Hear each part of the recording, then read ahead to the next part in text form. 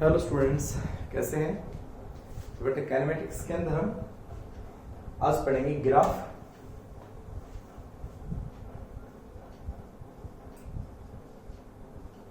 किस बेटे ग्राफ इन position time के,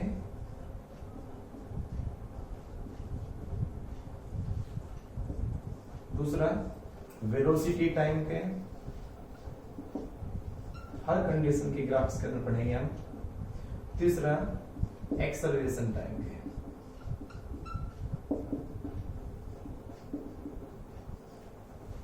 ठीक है, पोजीशन टाइम, वेलोसिटी टाइम और एक्सेलरेशन टाइम के हर एक कंडीशन के हम ग्राफ पढ़ेंगे आज।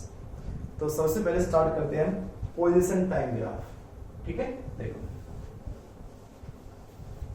Position time graphs.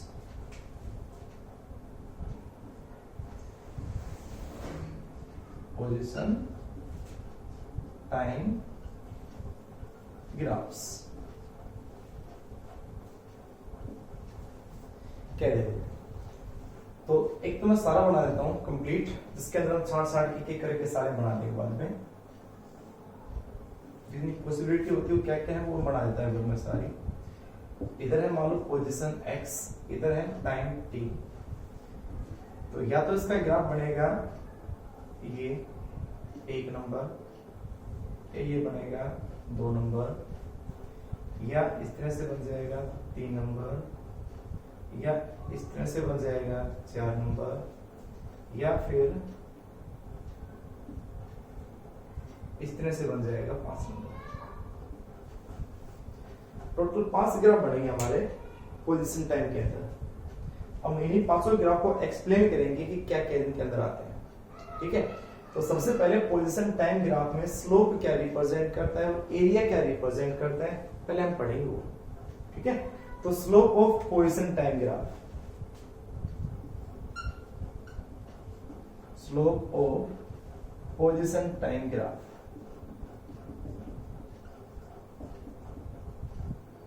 Position time graph. तो ये पोजीशन है और इधर टाइम है। इसमें हम कोई भी एंगल मान लेंगे हम कहीं भी, जैसे हमने कोई भी एक एंगल इसमें से ग्राफ ले लेते हैं, कोई भी एक ग्राफ। तो जैसे हम ये ग्राफ लेते हैं कोई भी, इसमें ये एक एंगल मान लेंगे हम थीटा। ठीक है, ये थीटा मान लेते हैं। अब ये थीटा, यहां से हम स्लोप निकालेंगे तो स्लोप होता है tan थीटा। तो यहां से जो स्लोप होगा this is equal to tan theta, and is equal to 10 means position change in position divided by change in time. तो this is change in position divided by change in time, और change in position divided by change in time velocity को represent करते हैं, v को represent करते हैं। v means velocity, वो velocity को रिप्रेजेंट करेगा। ठीक है, क्लियर? तो जो भी इसमें ग्राफ बनेगा, यानी ग्राफ में स्लोप जो बनेगा वो उसकी वेलोसिटी को रिप्रेजेंट करेगा। दूसरा, tan थीटा बढ़ेगा तो v भी बढ़ेगा, tan थीटा घटेगा तो v भी घटेगा। ठीक है, और tan थीटा किस पे डिपेंड करेगा? थीटा पे। अब थीटा मान लो कितना हुआ 0, तो tan थीटा 0 होगा। थीटा लगातार बढ़ता जाएगा तो tan थीटा की वैल्यू भी बढ़ेगी, और tan थीटा बढ़ेगी तो v भी बढ़ेगी। तो सारा जो इसमें वेलोसिटी जो है सभी फैक्टर्स, तो वेलोसिटी के सभी फैक्टर किस पे डिपेंड करेंगे? tan theta. ठीक है, तो first slope of position time graph क्या बनाएगा और area of position time graph क्या बनाएगा, आप वो देखेंगे। इसी का area of position time graph and area, फिर स्टार्ट करेंगे कि करके area of position time graph.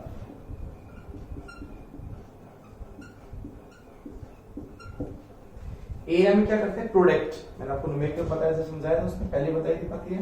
तो प्रोडक्ट कर दे हम किस किस का? Area under position time graph, तो ये आ जाएगा x इंटू टी, ये कह सकते हैं ना, xt, area of xt graph.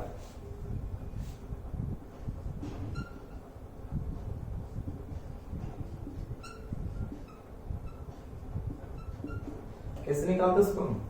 Integration of x into D T. आपको ये कैसे निकालने हैं, तो छोटा सा एक एलिमेंट निकाल के बताते हैं इसमें।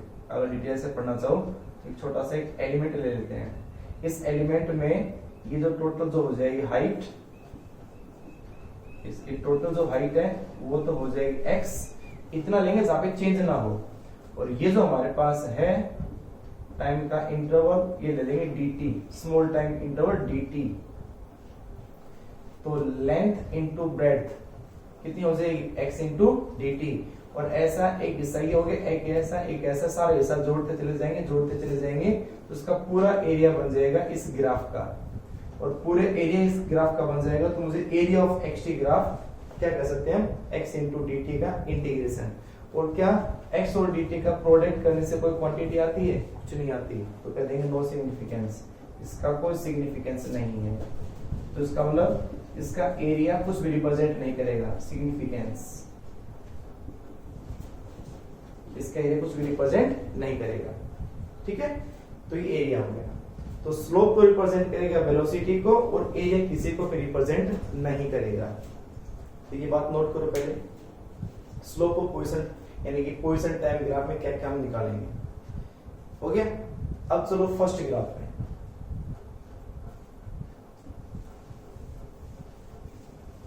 फर्स्ट ग्राफ किसको रिप्रेजेंट करेगा, ग्राफ नंबर 1, इसको लिख देना ए, पोजीशन टाइम ग्राफ का। और ए में फर्स्ट ग्राफ था ये वाला, इधर है x, इधर है t, और ग्राफ है ये। तो अब बताओ इसके अंदर थीटा कितना है, थीटा तो x एक्सिस के साथ होता है, तो इसका x एक्सिस, ये x एक्सिस है, this is x axis and this is y axis. तो x एक्सिस के साथ इसका कोई एंगल है नहीं है, तो इसमें आप क्या कहोगे, थीटा इक्वल टू 0, थीटा 0, तो tan थीटा भी कितना आएगा, 0। tan थीटा 0 आएगा तो स्पीड या वेलोसिटी भी कितनी होगी, 0। वेलोसिटी 0 होने का मतलब क्या है, बॉडी रेस्ट में है। तो ये ग्राफ किसको रिप्रेजेंट करेगा, बॉडी एट रेस्ट को। It means body at rest, body at rest. तो ये क्वेश्चन कैसे बन के आएगा, क्वेश्चन ये बन के आएगा ज्यादातर तो कि बॉडी एट रेस्ट में है, आपको पोजीशन टाइम में ग्राफ बनाना है, तो फिर आपको इस तरह से ग्राफ बनाना है टाइम के पैरेलल। ठीक है, और उल्टा भी आ सकता है, ये ग्राफ बना दिया और बताओ इस ग्राफ के कॉन्सेप्ट क्या क्या क्या जो इंपॉर्टेंट पॉइंट है सभी डिस्कस करें। तो हो गया क्लियर। एक बात, ग्राफ नंबर 2 नोट करते जाना, ग्राफ नंबर 2, ग्राफ नंबर 2 कौन सा है, ये वाला।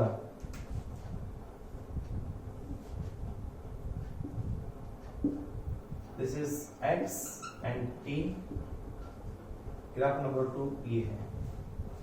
तो अब ये क्या रिप्रेजेंट करेगा, थीटा। देखो अब इसमें थीटा इनिशियली यहां से स्टार्ट किया तो ये थीटा हो गया, फिर आगे और थीटा से x के साथ स्लोप जो होता है, एंगल जो दिखाते हैं वो हमेशा x एक्सिस के साथ दिखाते हैं। मैथमेटिकल टूल में भी समझाया मैंने आपको ये। तो एक और अगर थीटा देखें तो इसका x एक्सिस से ये एंगल देख लो, इससे आगे ये एंगल देख लो, ये थीटा 1 हो गया तो ये थीटा 2 हो गया मान लो, ये थीटा 3 हो गया मान लो। मैं इसको ग्रीन पेन से आपको बता देता हूँ क्योंकि ये समझने सही आएगा आपको। ठीक है, तो ये इसका एंगल हो गया थीटा। तो ऐसे एक और एंगल दिखाने हो तो एक एंगल ये दिखा सकते हैं, इसको थीटा 1 मान लो, इसको थीटा 2, ये थीटा है सारे, तो इसको सेम एंगल है। तो थीटा ये कितना होगा थीटा, ये कितना होगा थीटा। तो जब तक इसका ग्राफ बढ़ेगा आगे तक हमेशा इसका थीटा क्या रहेगा, कांस्टेंट। थीटा क्या इसका, कांस्टेंट। थीटा कांस्टेंट है, tan थीटा भी कांस्टेंट रहेगा। इसका मतलब उसकी वेलोसिटी वो भी कांस्टेंट रहेगी। और अगर वेलोसिटी कांस्टेंट हो, कांस्टेंट मींस टाइम के साथ चेंज ना हो, तो एक्सेलरेशन 0 होगा।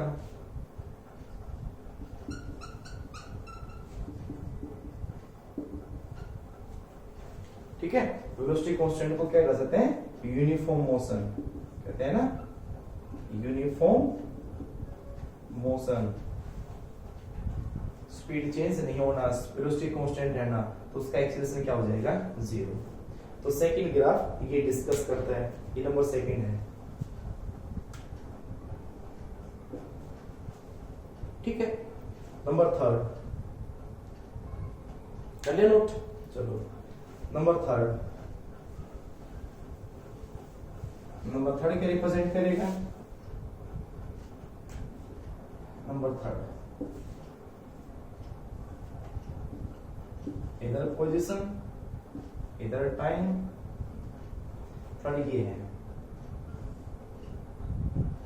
ठीक है, अब इसमें बताओ थीटा में क्या चेंज आएगा। तो सबसे पहले तो एक थीटा यहां बनेगा, क्या डालेंगे हम, कोई भी एक लाइन, स्ट्रेट लाइन में, तो एक तो मामला एंगल ये बनेगा यहाँ पे थीटा।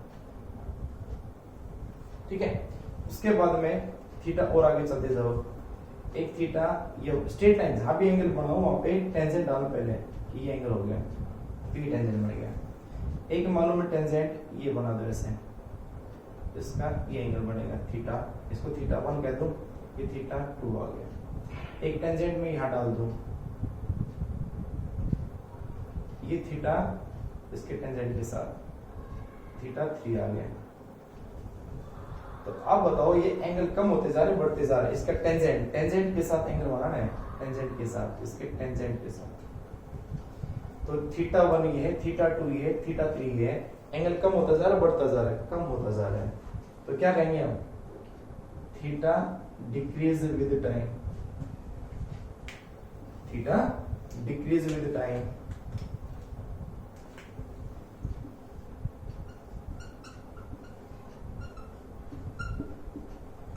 तो ये मिटा दो हमने, ये तो हो गया कंप्लीट,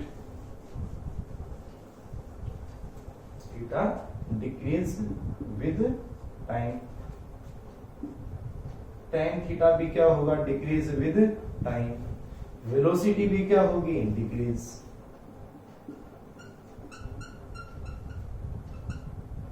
वेलोसिटी डिक्रीज मतलब कैसा होगा, नॉन यूनिफॉर्म मोशन, ये तो हुआ, it is non uniform motion. और दूसरा जिसमें स्पीड कम हो रही हो, जिसमें स्पीड पहले ज्यादा थी बाद में कम हो रही हो, तो स्पीड कम होती है तो एक्सेलरेशन होता है कि रिटार्डेशन होता है, रिटार्डेशन कम होती है स्पीड लगातार, उसको रिटार्डेशन बोलते हैं, डीएक्सेलरेशन बोलते हैं, इट इज रिटार्डेड मोशन।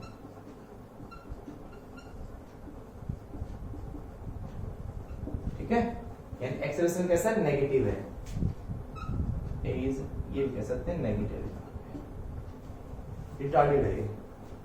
ठीक है बेटा, हो गया एक्स और टी का।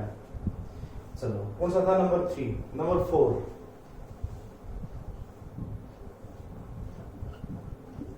नंबर 4 कौन सा, ये है।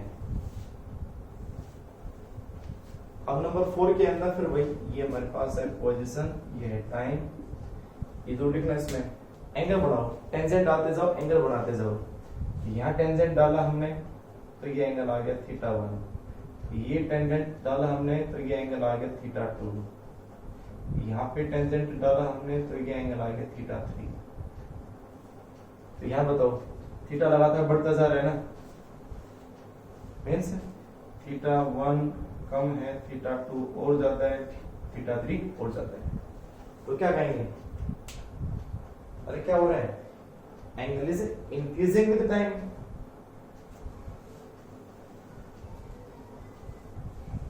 नोट कर लेते हैं तुम, चलो कितना आएगा ये, थीटा डिक्रीज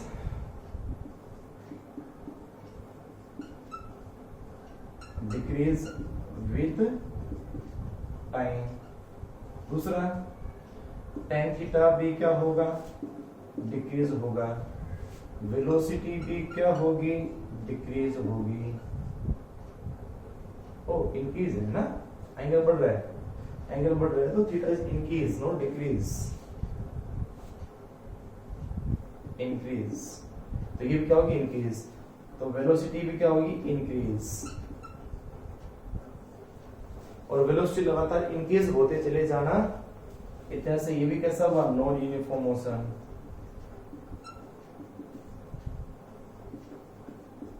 मींस ये भी कैसा है, accelerated motion, it is accelerated motion.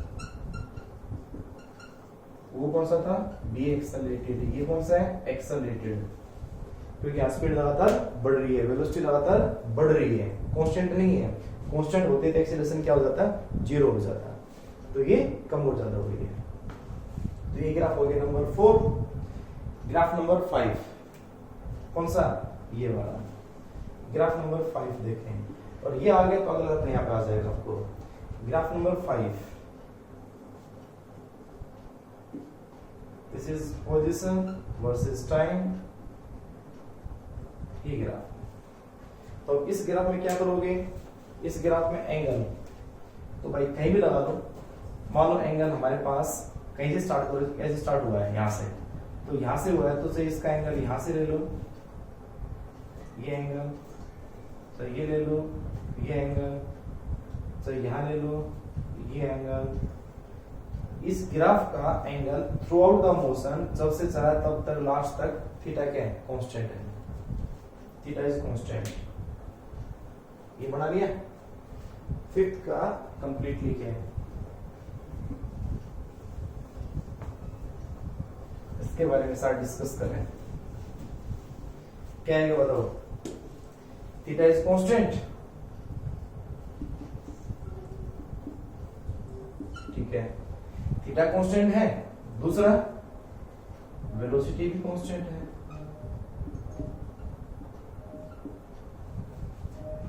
ठीक है, अब बताएं, ये जो हमारे पास आएगा मोशन लगातार, तो ये वेलोसिटी कांस्टेंट है, लेकिन कैसी है, नेगेटिव है। Theta constant and theta is greater than 90, ये बात याद रखना।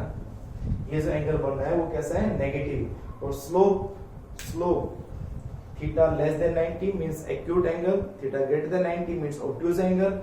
एक्यूट एंगल के लिए स्लोप पॉजिटिव होता है, ऑब्ट्यूज एंगल के लिए स्लोप नेगेटिव होता है। अगर ये बात मैथमेटिकल में नहीं लिखी थी, यहां लिख लें,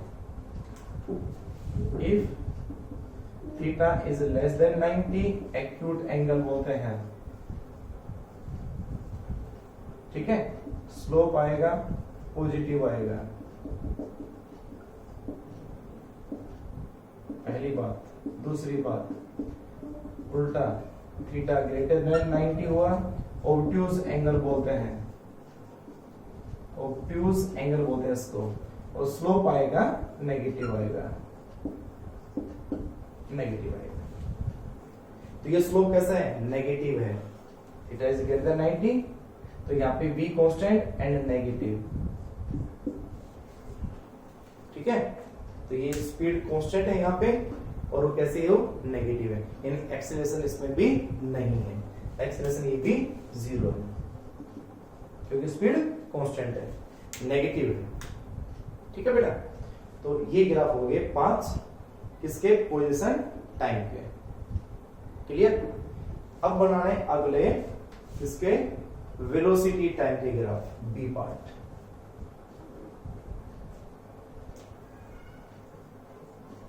वेलोसिटी टाइम का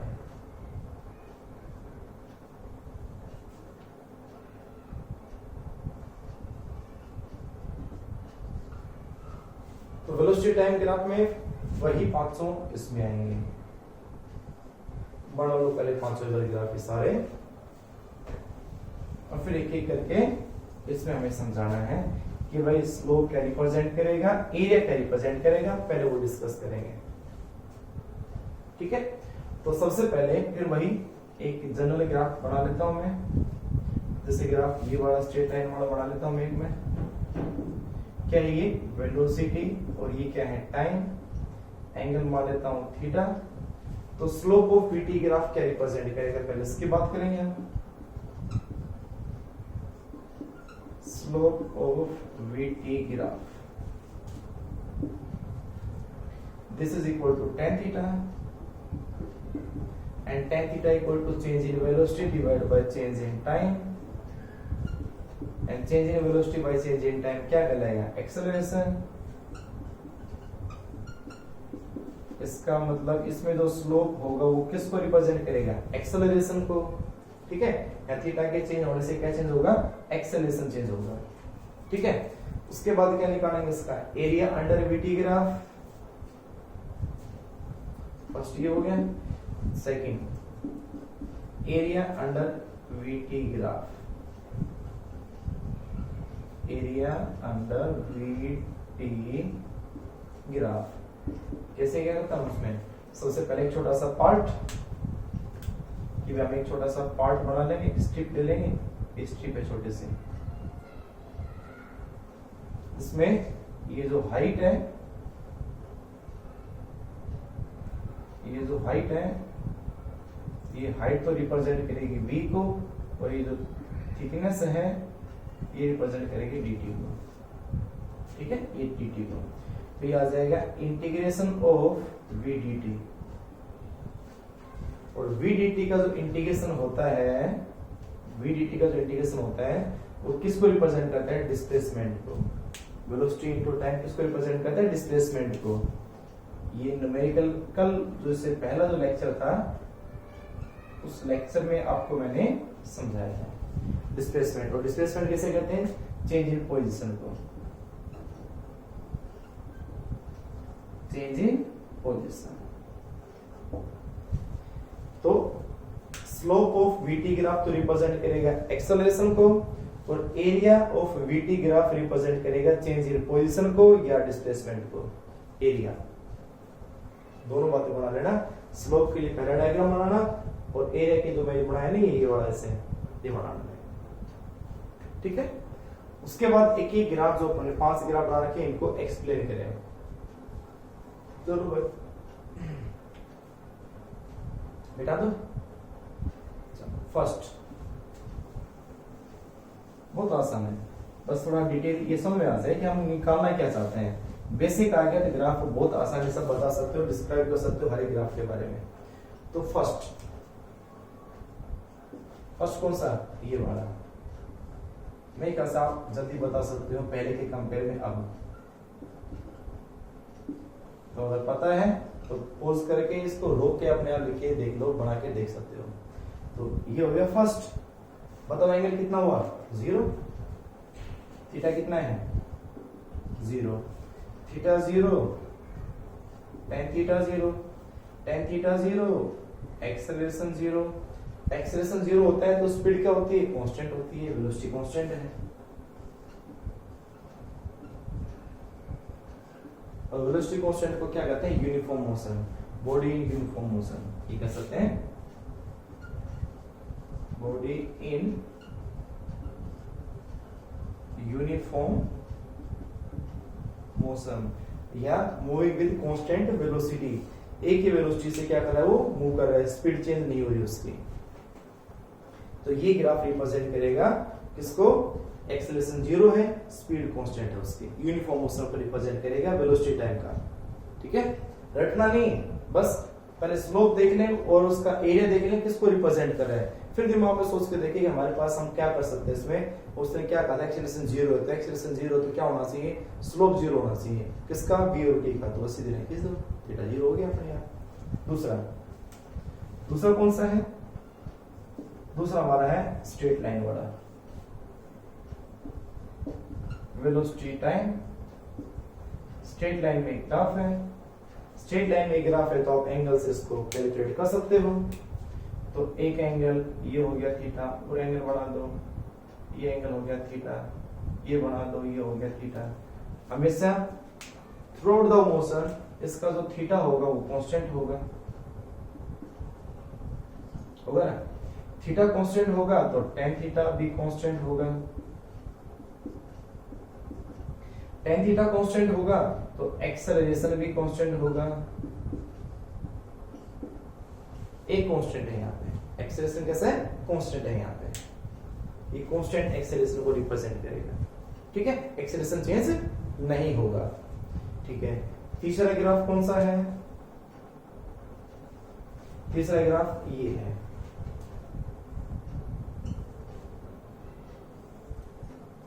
This is velocity and time graph. Slope डाल के समझा दो सभी। तो अगर स्लोप यहां देखो तो ये स्लोप आ गया,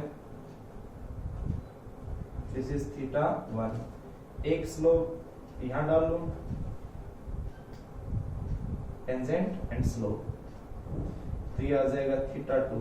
एक टेंजेंट यहां डाल लो, उसके साथ लाइन स्ट्रेट होनी चाहिए, ये दिस इज थीटा 3। तो टेंजेंट डालो और एक्स एक्स के साथ एंगल बनाते जाओ। एंगल क्या हो रहा है, लगातार कम होता जा रहा है ना। सबसे ज्यादा थीटा 1 था, फिर थीटा 2 से कम हुआ, थीटा 3 सबसे कम है यहाँ पे। तो इसमें क्या कहोगे, ये क्या रिप्रेजेंट कर रहा है, पढ़ा लिया, किसको रिप्रेजेंट करेगा ये,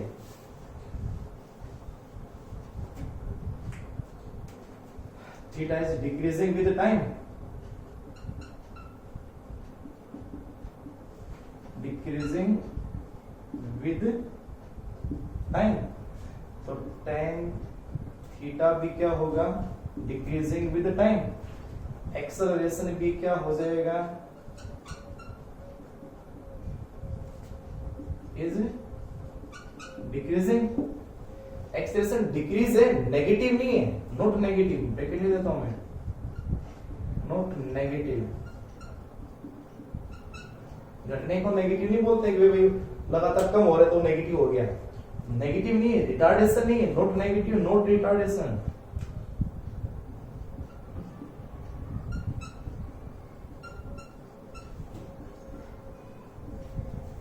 ठीक है, तो यहाँ पे ओनली एक्सेलरेशन कम हो रहा है बस, पढ़ा लिया। तो ये 3 हो गए। अगला नंबर 4 कौन सा है, ये वाला नंबर 4।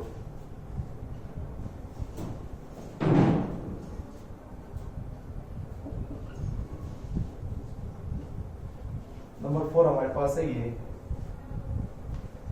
इसमें समझाओ बेटा क्या क्या बनेगी कि टेंजेंट डालते जाओ, ये एंगल हो गया थीटा 1, ये एंगल हो गया थीटा 2, ये हो गया थीटा 3।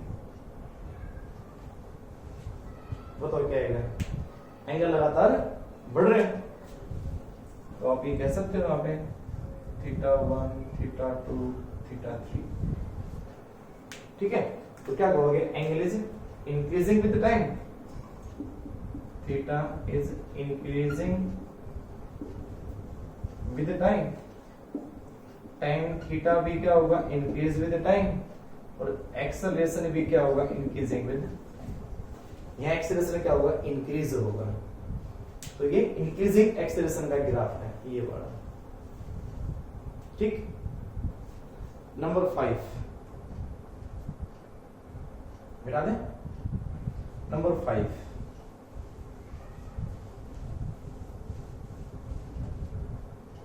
नंबर 5 कौन सा है,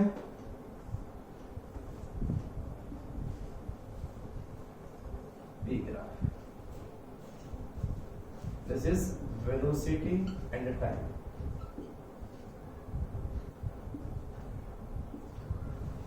किसको रिप्रेजेंट करेगा, बना के देखें।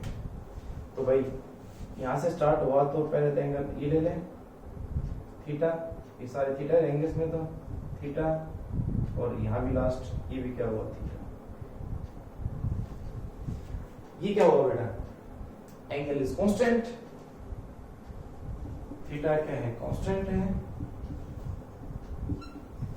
tan थीटा भी कांस्टेंट होगा,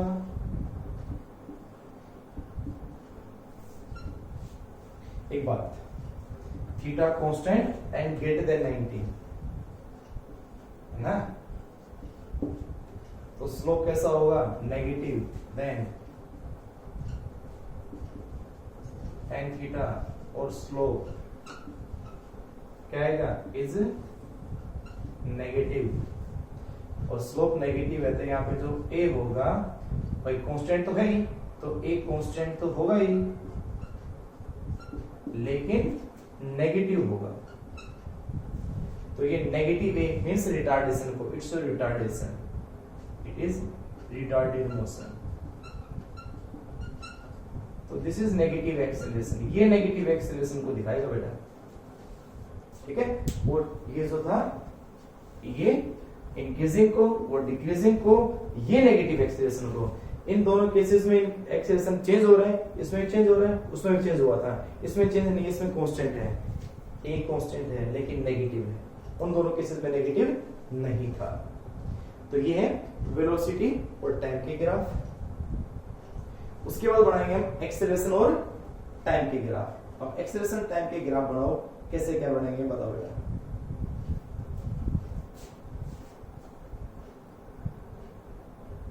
बना लिए, चलो अब बनाओ एक्सेलरेशन टाइम के ग्राफ।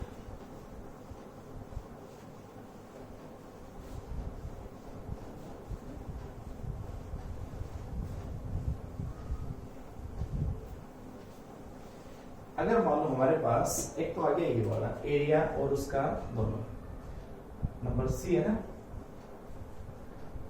किसका acceleration time graph, acceleration time graphs.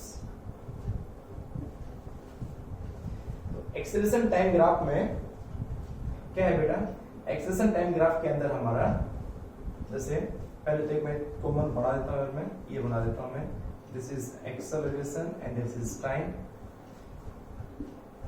तो मैं ग्राफ एक इजी मान लूं और ये एंगल हो गया थीटा। तो उसमें स्लोप क्या रिप्रेजेंट करेगा और एरिया क्या रिप्रेजेंट करेगा वो बात करेंगे पहले।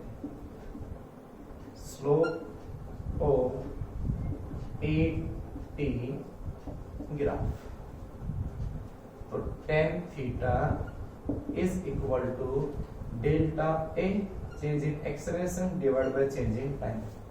कुछ भी नहीं है, ये कुछ भी रिप्रेजेंट नहीं करता, not significance, not any, no any significance. इस स्लोप का यहाँ पे कोई सिग्निफिकेंस नहीं है। इसका मतलब जो स्लोप बना रहे थे वो नहीं बढ़ाएंगे, क्योंकि स्लोप का कोई सिग्निफिकेंस नहीं है। तो ओनली क्या सिग्निफिकेंस इसका, एरिया। एरिया का क्या होगा, अगर हमारे पास यानी कि एरिया ओ किसका बेटा 80 ग्राफ, तो इसके लिए ग्राफ डायग्राम कैसे बनाना था बताया आपको मैंने। ठीक है, क्या करना है, स्ट्रिप बनाना, स्ट्रिप, ये स्ट्रिप है बिल्कुल बारीक strip,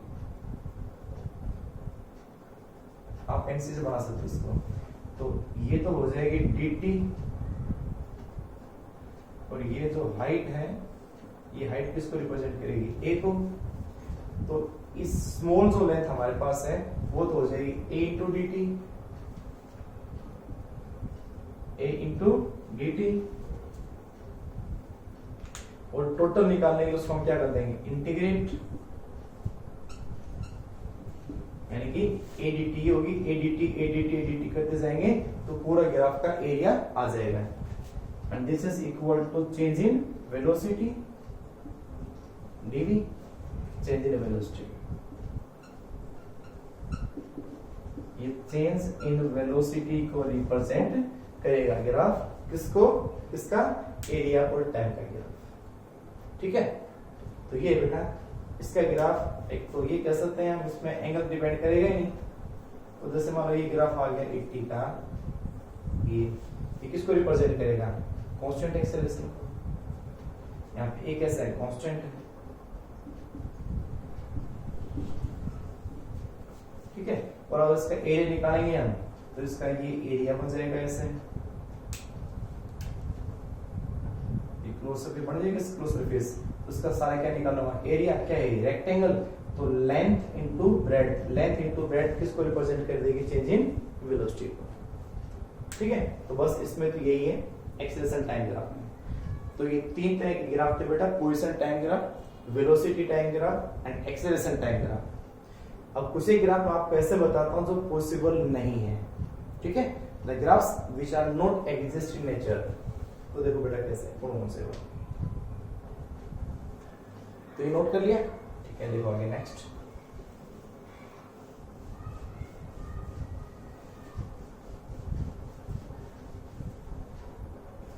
some graph which are not exist in nature. Some graphs which are not exist, जिनका कोई एग्जिस्टेंस नहीं है. जैसे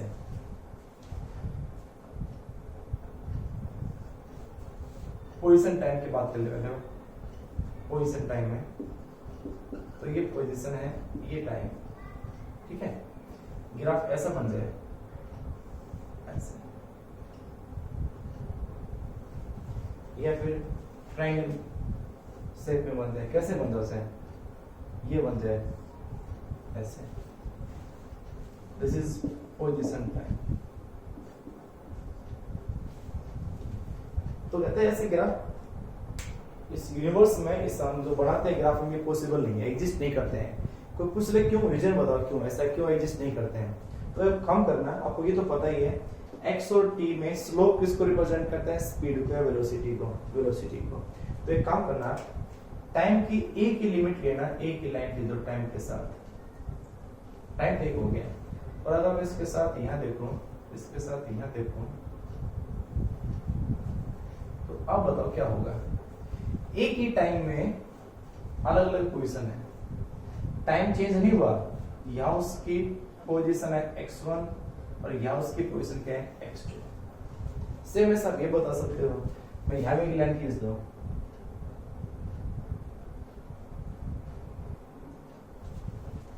तो यहाँ इसकी पोजीशन है x1 और यहाँ इसकी पोजीशन क्या है? x2. ठीक है, आप ये भी कह सकते हो एक ही टाइम में दो स्पीड नहीं हो सकती, एक टाइम में दो पोजीशन नहीं हो सकती, क्योंकि देखो इसकी पोजीशन क्या है? x1. एक ही बॉडी की, दो अलग नहीं, एक ही बॉडी की. वो यहाँ भी है और यहाँ भी है, वो यहाँ भी है और यहाँ भी है. तो आप ये कह सकते हो there is two speed in one time. There is no two velocities at same time.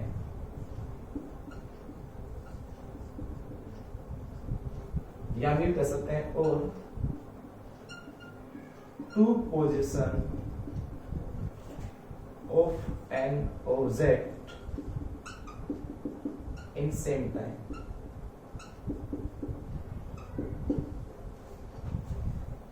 तो there is no two position of object in same time. तो एक ही टाइम में कभी भी दो पोजीशन उसकी नहीं हो सकती. तो ये दोनों ग्राफ भी पॉसिबल नहीं है. उसके बाद हमारे पास है स्पीड टाइम के ग्राफ. अगर बनाए तो स्पीड टाइम का, डिस्टेंस टाइम का, ये हो गया फर्स्ट, ये सेकंड, दो नाम दे दो इसको मैं अलग अलग. और कौन से जैसे कर लिया. इसके बाद देखो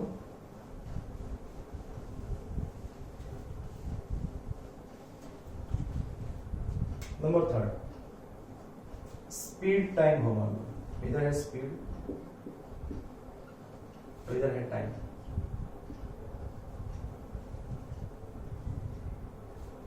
और इसमें है डिस्टेंस और टाइम.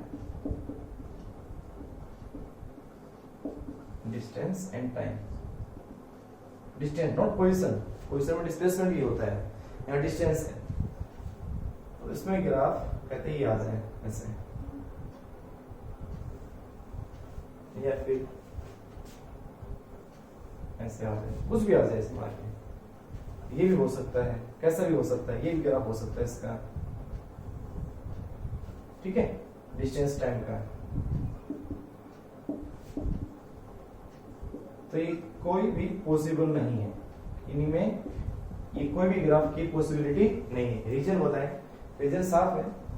यहाँ ये नेगेटिव स्पीड नहीं होगी, नेगेटिव है, और स्पीड कभी नेगेटिव होती नहीं है. यहाँ डिस्टेंस क्या है? नेगेटिव. डिस्टेंस क्या है? नेगेटिव. और नेगेटिव कभी डिस्टेंस होता नहीं है. तो कह सकते हो speed and distance, speed and distance can never negative. Speed और डिस्टेंस कभी नेगेटिव नहीं हो सकते. ठीक है, तो अगर नेगेटिव में अगर कोई ग्राफ जा रहा है तो कभी पॉसिबल है ही नहीं. ठीक है, ये भी पॉसिबल नहीं है। और 10 है, बेटा दो भाई, ठीक है। और जैसे देखो और कौन सी पॉसिबल नहीं है, 10 से कहते भाई पोजीशन टाइम का ये ग्राफ, ये पोजीशन है इधर, इधर है टाइम, ये वेलोसिटी टाइम,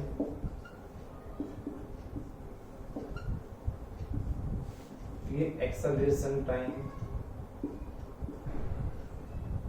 ये ग्राफ कभी पॉसिबल नहीं हो सकता, ये ग्राफ कभी पॉसिबल नहीं हो सकता, नहीं हो सकता ना, क्यों? टाइम कांस्टेंट है, पोजीशन चेंज होती जा रही है, टाइम तो एक ही है, पोजीशन कई है, टाइम एक ही है, पोजीशन कई, स्पीड अलग अलग है, टाइम एक ही है, एक्सेलरेशन अलग अलग है। For the same time there are different position, there are different velocity, there are different acceleration. लिख लेना बात में, ठीक है। तो ये भी पॉसिबल नहीं हो सकते, एग्जिस्ट नहीं होते हैं, ठीक है बेटा। चलो नेक्स्ट, अब मैं 2 क्वेश्चन बताता हूँ। 2 क्वेश्चन के ग्राफ मोस्ट इंपोर्टेंट ग्राफ हैं। वो ग्राफ कैसे बढ़ेंगे वो समझे, आज जो आपको समझाए इन्हीं को देखो आपको उनको बताना है। क्या क्वेश्चन है, draw the graph, draw number 1 भाई position time, position time, number 2 velocity time, number 3 acceleration time graph when a ball is thrown with any velocity,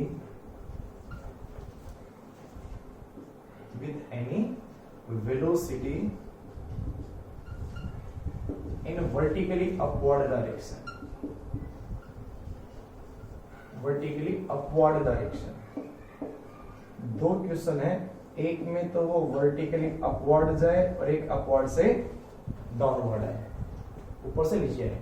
तो पहले बोल रहा हूं, अगर मैंने एक बॉल ली तो बिल्कुल सीधे यहां से ऊपर फेंक दी, तो मुझे क्या बनाना है, ग्राफ बनाना है पोजीशन टाइम का, वेलोसिटी टाइम का और एक्सेलरेशन टाइम का, ना कि बॉल का ग्राफ बनाना कि बॉल कहां जा रही है, बॉल को ग्राफ बना दो कि बॉल लिखी सीधी तो सीधा बना दो ग्राफ, ऐसा नहीं बनाना।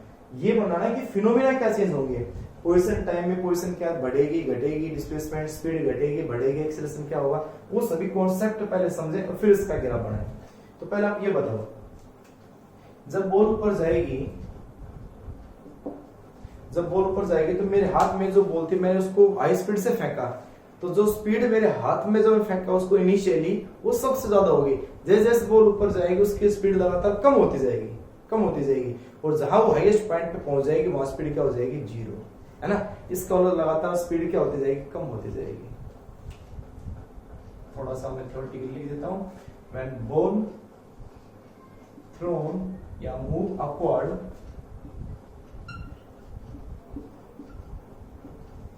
its velocity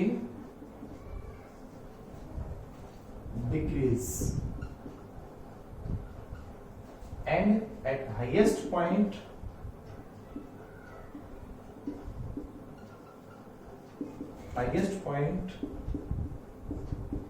v कितनी हो जाएगी, 0, ठीक है।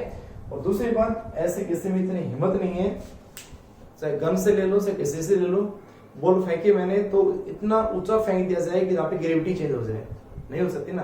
और मैंने बॉल जो फेंक दी ऊपर वो किसके कंट्रोल में है, अंडर द ग्रेविटी, मींस उसमें क्या लगेगा, एक्सेलरेशन ड्यू टू ग्रेविटी, और वो कभी चेंज होती नहीं है। यानी इतना दूर नहीं फेंक सकता मैं कि भाई फेंक दे मैंने उसको यहाँ से लेकर 1000 किलोमीटर दूर, तो 1000 किलोमीटर में जाके तो ग्रेविटी चेंज हो जाएगी, तो ऐसा कोई फेंक नहीं सकता। तो गई तो 10 मीटर 20 मीटर 50 मीटर 100 मीटर, तो वहां तक ग्रेविटी चेंज होगी नहीं, तो उसका मतलब उसका एक्सेलरेशन ड्यू टू ग्रेविटी क्या रहेगी, कांस्टेंट, तो उसका एक्सेलरेशन हमेशा कांस्टेंट रहेगा। And acceleration is always equal to g, gravity के इक्वल रहेगा, कांस्टेंट। ये बात याद रखो बस, और इसमें कुछ भी नहीं है, ठीक है। तो बताओ पोजीशन टाइम का ग्राफ कैसा बनेगा? तो पोजीशन टाइम ग्राफ जो मैंने 5 ग्राफ बनाए थे, पांचों में से आपको बनाना है पोजीशन टाइम के। तो कैसा बनेगा? लगाओ दिमाग अपना। क्या होगी? Speed decrease. पहले स्पीड क्या थी? मैक्सिमम। फिर लगातार क्या हुई थी? स्पीड कम हुई थी। तो स्पीड कम होती है, इसका मतलब एक्स और टी में स्पीड क्या रिप्रेजेंट करती है? स्लोप। तो स्लोप क्या करते जाना है? कम करते चले जाना है। स्लोप कम करते चले जाओगे तो स्पीड लगातार कम होती जाएगी। तो स्लोप कम करते चले जाएं, ये तो ग्राफ बना था। ये तो हो गया कांस्टेंट, ये इंक्रीजिंग का था। तो ये ग्राफ होगा जिसपे स्लोप लगातार कम हुआ था। याद आई नहीं है? इसमें एंगल लगातार क्या हुआ था? कम हुआ था। कि ये एंगल थीटा 1 माना था, फिर ये एंगल थीटा 2 माना था, फिर ये एंगल थीटा 3 माना था। लिखा था हमने। तो यहाँ पे थीटा 1 सबसे ज्यादा, फिर थीटा 2, ऐसे और करो तो थीटा 3। तो ये ग्राफ बन जाएगा इसका। तो यहाँ स्पीड क्या होगी? उसकी कम होगी। दूसरा ग्राफ इसका velocity time graph. Velocity time graph में स्लोप किसको रिप्रेजेंट करते हैं? एक्सेलरेशन को रिप्रेजेंट करता है। और एक्सेलरेशन कैसा है? कांस्टेंट है, कांस्टेंट एक्सेलरेशन है। ठीक है, तो बताओ कैसा ग्राफ बनेगा? एक्सेलरेशन को कांस्टेंट रखना है हमें, अपोजिट टू ग्रेविटी फेंक रहे हैं हम। स्पीड लगातार कम हो रही है, पहले लगातार ज्यादा थी। तो अगर मैं ग्राफ कांस्टेंट एक्सेलरेशन के ग्राफ या तो ये बनेगा या फिर ऐसा बनेगा, क्योंकि थीटा कांस्टेंट रखना है। तो थीटा कांस्टेंट या तो ऐसे होगा या फिर ऐसे होगा।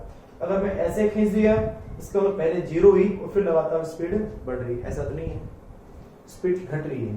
तो ग्राफ कैसा बनेगा? ये इसका जो थीटा होगा वो परमानेंट कांस्टेंट आएगा। थीटा, थीटा और थीटा, थीटा कांस्टेंट।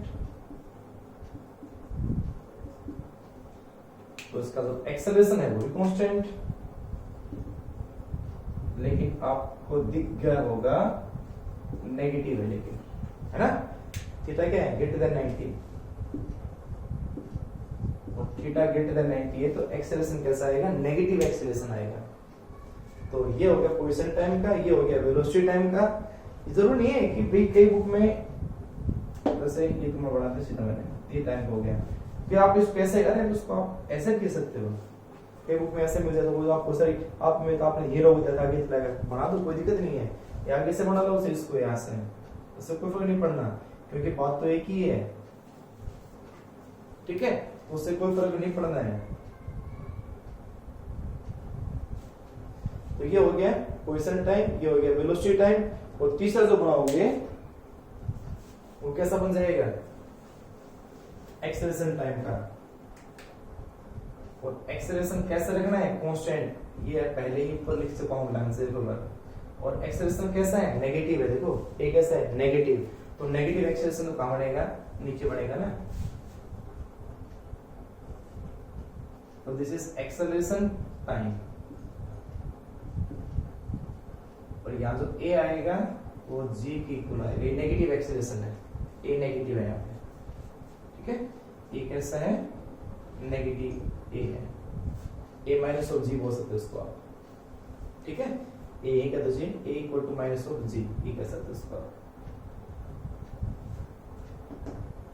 तो ये ग्राफ बनेगा जब बॉल को कहां फेंकते हो आप? अपवर्ड। पोजीशन टाइम का ये ग्राफ, वेलोसिटी टाइम का ये ग्राफ और एक्सेलरेशन टाइम का ये ग्राफ। ठीक है, नोट कर लिया। एक क्वेश्चन और करना, यही ग्राफ व्हेन बॉल इज कहां? Downward, is dropped.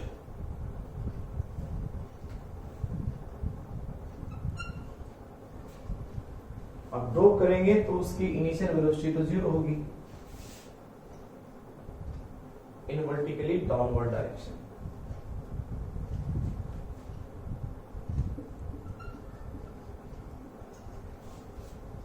अब हमें इसका ग्राफ बनाना है, क्या बनेगा? अब बताओ उसके लिखोगे।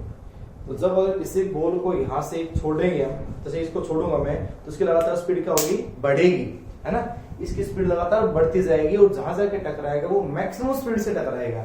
तो यहाँ पे क्या होगी? जब बॉल मूव डाउनवर्ड होगी उसकी वेलोसिटी लगातार क्या होगी, इंक्रीज होगी एंड एट लोवेस्ट पॉइंट जहां वो जाके गिरेगी वो एट द स्ट्राइकिंग पॉइंट कह सकते हैं, and when strike at striking surface it is maximum